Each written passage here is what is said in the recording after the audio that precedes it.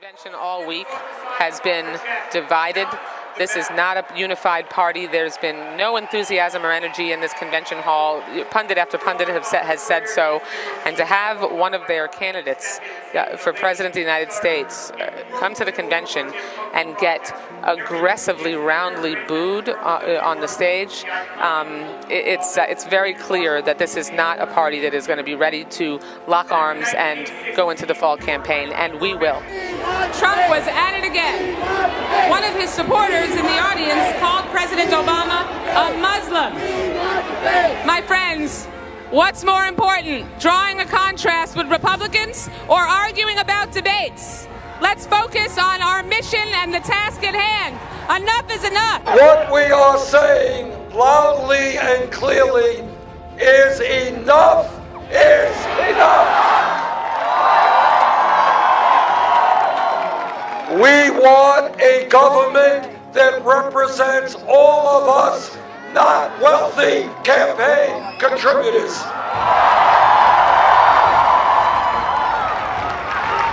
We want a campaign finance system that is not corrupt. What is a Democrat doing here? Well, I'm here to make sure that we can point out how the venom and vitriol and nastiness that we've seen all week is something that the American people shouldn't and don't have to accept, and that we're better than this. And we'll see how much better next week. It's been unbelievable that on this stage all week, speaker after speaker has hurled attacks and accusations at Hillary Clinton. No substantive policy proposals have come from the stage, and really the most surprising is that, except for Donald Trump's family members, including Ted Cruz tonight, who also refused to say anything positive about him or even say his name, there's been no one that really has extolled his virtues. You won't have what's going on here at our convention. Our convention will look nothing like this. You'll see speaker after speaker talk about their support, their respect, their admiration for Hillary Clinton, and you will hear speaker after speaker lay out our vision, our policy proposals to make sure that we can help move our economy forward and help people really feel like they're on firmer ground. I have seen firsthand how the system is rigged against our citizens, just like it was rigged against Bernie Sanders. He never had a chance. Never had a chance. I have come here to make it as clear as possible as to why I am endorsing Hillary Clinton. I mean, in the moment, it felt worse than being punched in the gut. I felt like I got the wind knocked out of me. You know, I believe in Bernie Sanders with every fiber of my being. Like, here I go again. Oh my God, it's just when you come across something that is so truthful and pure, like you want to hope to God that people will see that and that good will win, and then you realize that, you know, it doesn't.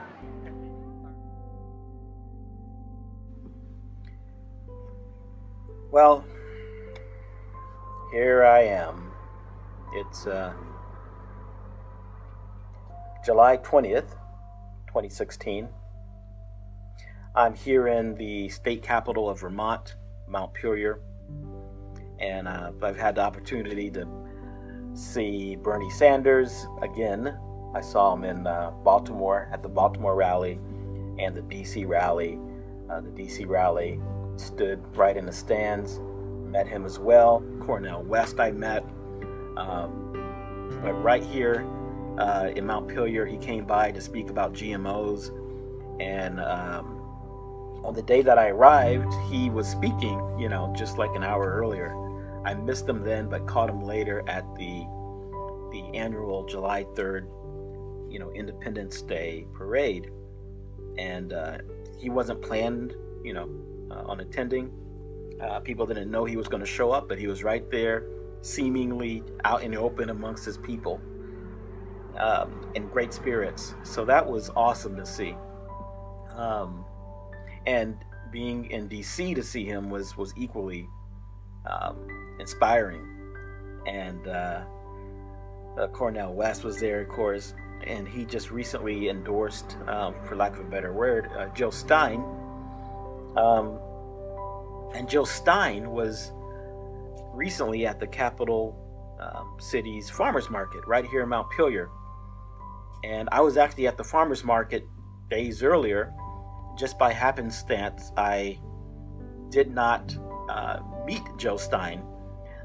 If I was there, I would have definitely interviewed her, asked her a few questions. It's a very intimate setting, and my friend, who's also lives here in Vermont, does a lot of videos. She interviewed Jill Stein over in Burlington, and she'll be in Philly. Jill Stein and Cabin Talk will also be in Philly, as will I. I regret not getting a chance to interview Jill Stein, but I definitely would have. Regardless, it brings up a lot of different questions. I was thinking about this, what it all means. Bernie Sanders' post-endorsement and Jill Stein getting a big boost in support after the Hillary endorsement. A lot of Bernie supporters really rallying against Bernie right now. A lot of anger, a lot of resentment, a lot of disappointment. And it just, I've never done one of these videos before. This is my first vlog. I just felt compelled to tell you my thoughts on the end of our revolution. Last night I couldn't sleep. I was talking to two friends late last night about this persistent, ear-bleeding concept of a lesser of two evils. How a vote against Hillary is somehow a vote for Trump, and how we should vote for Hillary to ensure that Trump doesn't win. Insert roll of the eye. Let me tell you what. Let me let you in on a dirty little secret. You are not this country's savior. But regardless of your beliefs, if you truly wanted to best act like a Gandhi, a Jesus, a Martin Luther King Jr., or even a Bernie, you would ironically vote your beliefs. So let your conscience be the guide to how you vote politically, rather than allow politics to dictate how you vote. Bernie Sanders, Donald Trump, Gary Johnson, Hillary Clinton, Jill Stein. I've struggled with my decision long before Bernie endorsed Hillary, and even before Clinton became the presumptive nominee. Strategic in my voting, to be or not to be, that is the question. That was the question. When I first adopted the Bernie or bust mantra several months ago, it wasn't due to blind devotion to a man or else tear down the entire system. No, rather, it was the closest approximation to my hope that I would stay true to myself and not be beholden to anyone else's beliefs. Bernie or bust was a far catchier phrase. I'll give you that. But now it's real. It's here.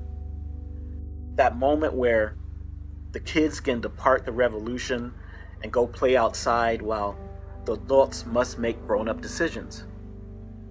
And many have, opting for a F Bernie mantra, while I remain firmly committed in supporting and furthering the progressive platform that Sanders has successfully established. We still have a long ways to go, to be sure, but this is lost on many former Berners who completely missed these Bernie campaign wins. How far left he pushed Hillary Clinton, how much of his platform the DNC adopted, including free public higher education for families with income of up to $125,000 a year, increasing funding for community health centers and the National Health Service Corps, expanding Medicare, reducing spending on nuclear weapons, countering pro-war rhetoric against Iran, winning on the $15 minimum wage, providing a pathway to marijuana legalization, improving Social Security, referencing full employment, reviving Glass-Steagall, and instituting of financial transactions reforms, speaking against the occupation of Palestine and for humanitarian assistance in Gaza, supporting a series of unity deals on climate change, inching the party closer to renewable energy, and registering the first ever call to abolish capital punishment, and unanimously moving to eradicate wildlife trafficking. That would have protected, Cecil the lion, etc. We're getting to the point where, we want to stop killing and trafficking living things, whether humans or animals. Really? Bernie. Oh, yeah, I'm burning for Bernie. Bernie has always said he would support whoever the Democratic nominee would be, whether it was him, whether it was Hillary Clinton, whether it was somebody else, as a bargain for joining the Democratic platform as an independent. He made that decision because he didn't feel running as a third-party candidate was a viable option considering the state of the political spectrum. Post-Bernie, independence and the rise and the call to action, I think third parties will have a more significant weight. But as it stood before Bernie, he knew strategically, if I'm going to win anything, of course, I am a Democrat. I need to attack it from nomination. The Democratic platform. So he has always said he would support whoever the Democratic nominee would be. And he's a man of his word. I will do everything I can to make sure that we know like that Donald Trump does not become because president. we've watched him for the last 20,000 years. He has always said he would support whoever the Democratic nominee would be, and that his political revolution is not about him, but about ensuring we have the most progressive platform in DNC history. Mission accomplished. It's disappointing, yes, to experience the closure of his road to the White House and to witness that communal feel the burn energy dissipate because it was so uniquely beautiful. I met so many people of varying ages, ethnicities, and backgrounds who were vegans and omnivores, gay and straight, artistic and technical, professional, single and married, each a beautiful misfit in their own unique way, because we all shared a common goal that allowed us to exist together under one tent. When you consistently experience the humane in humanity, it's a terribly addicting sensation that is difficult to let go gently into that good night. I was interviewed by ACT TV, Baltimore Sun, the George Washington University Burning Love documentary, NPR, and others. Attended rallies, participated in marches, and watched parades in multiple states. I wrote popular Bernie songs, made several Bernie videos, and took viral Bernie photos, wrote shared Facebook posts, tweeted Twitter retweets, and added countless social media comments. Bought Bernie gear, including a hat and shirts, and collected buttons and signs, and gave more than one away. I was proud to say, I support Bernie. When called by people phone banking for the cause, the volunteers were numerous. And I donated, say it with me, $27 countless times. The top 1% of the top 99%. This political season was unprecedented in how much it changed people, for better and for worse. We found new people to love and new people to hate, But that sweet spot The top 1% couldn't have been sweeter. control 200% of the I celebrate my exclusive circle of lifetime friends that I will forever love unconditionally. And so it's surprising that I uncharacteristically opened that circle and added a few more. Hashtag the Bernie effect. When they did that sit-in, the Democrats, to oppose the inaction regarding gun violence and gun control. Hashtag the Bernie effect. It reminded me of Bernie sitting in on the floor back in the 60s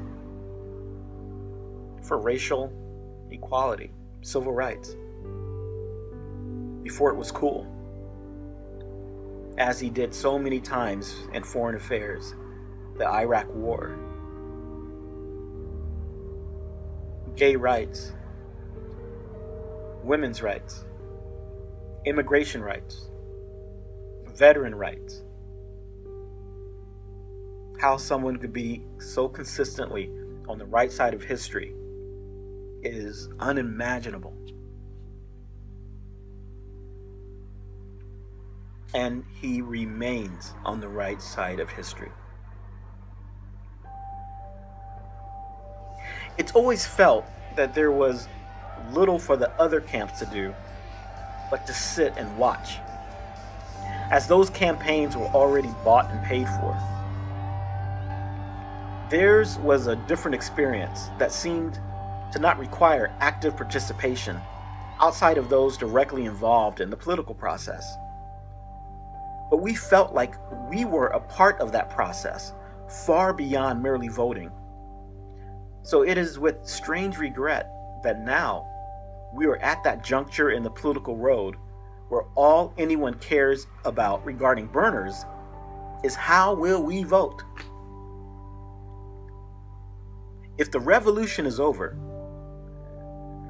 that is really all we can offer them, and all that we've been reduced to, and all that we've become, like them. Watchers, waiters, voters. So we remain something more than mere voters like the other camp.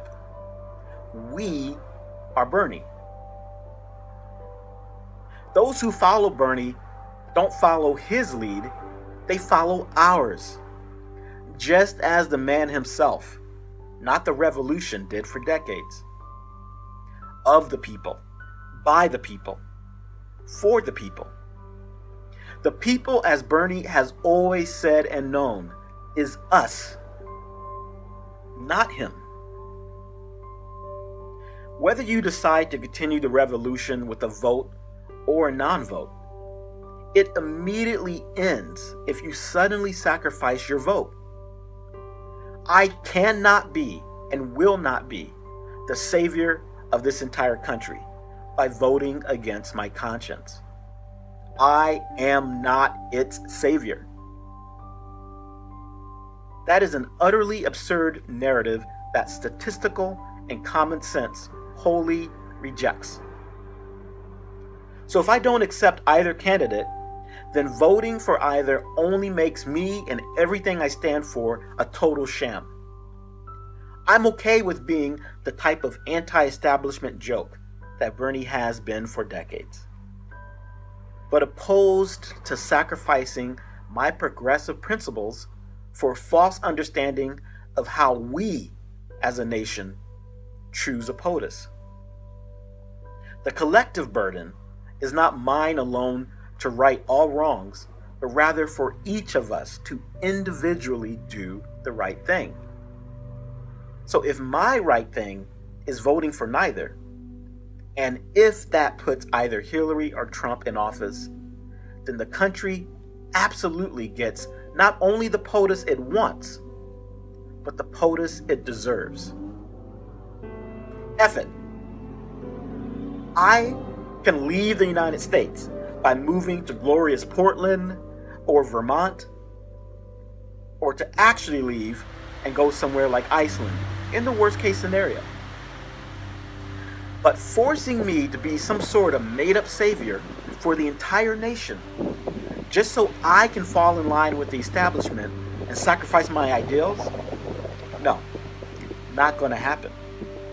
Any more is it not going to happen than for me to blindly follow Bernie as some made-up savior. Just because he's beholden to the DNC to vote and support and endorse Hillary, as he honorably promised, I made no such promise. Bernie's not the savior. You aren't a savior. I'm not a savior. Don't ask me to do anything but to vote for my ideals. To sacrifice them, it is not going to happen. Now, no, the world is not a perfect place. And no, we do not live in a fairy tale where one must never make difficult choices.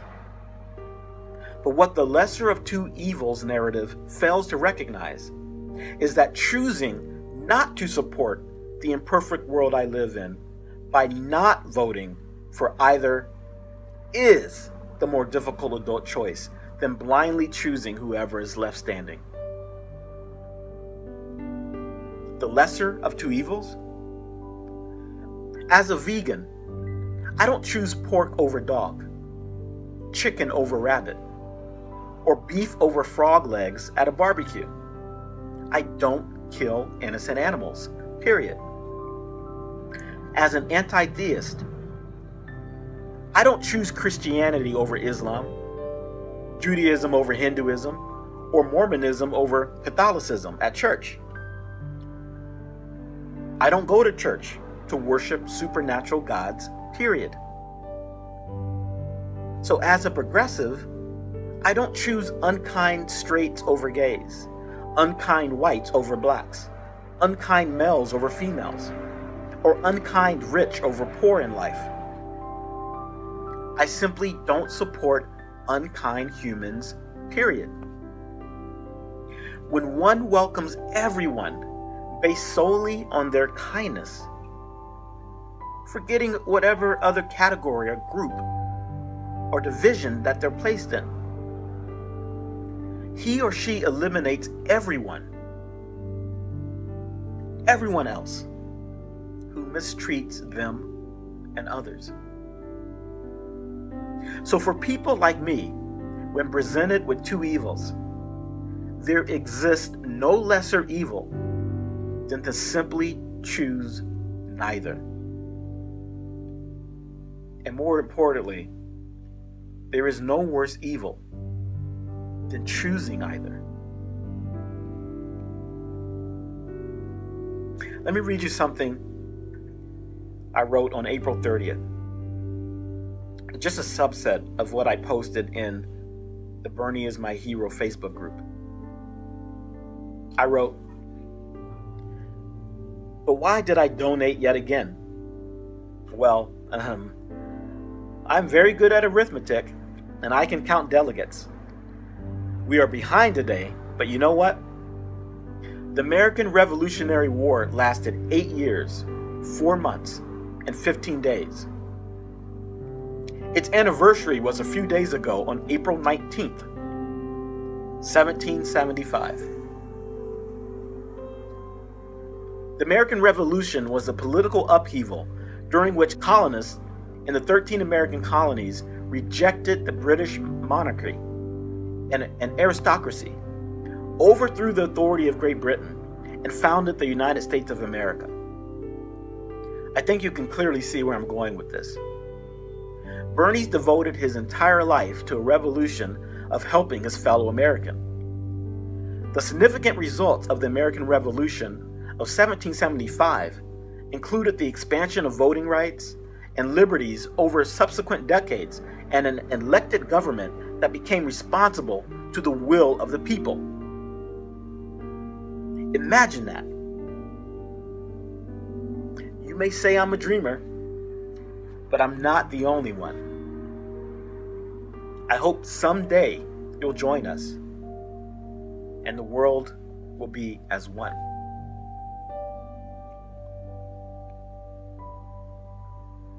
The short version, I don't really have any thoughts on the end of our revolution. Because even if we've thinned the herd, the revolution simply ain't over yet.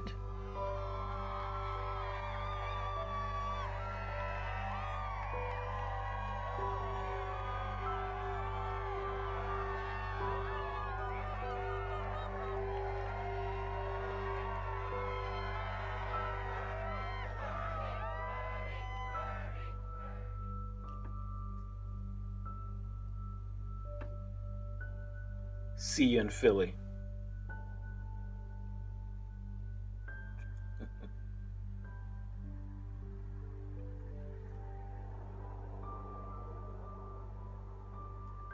I'm C. The revolution continues.